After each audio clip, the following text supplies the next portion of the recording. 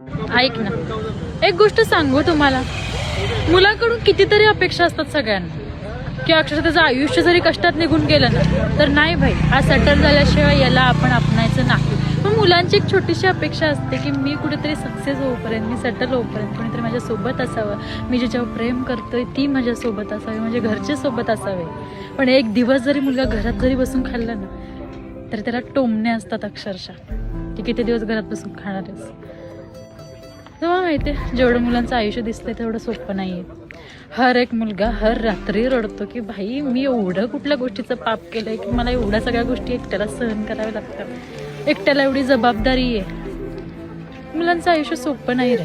पण राजा एक गोष्ट सांगू, तू जेवढा खंबीर आहेस ना बाळ, तेवढं या जगात कोणीच नाही. जेवढं आयुष्य छान आहे ना राजा, तेवढं जग, भले सक्सेस मिळो ना मिळो, मी तुझ्यासोबत आहे. छान.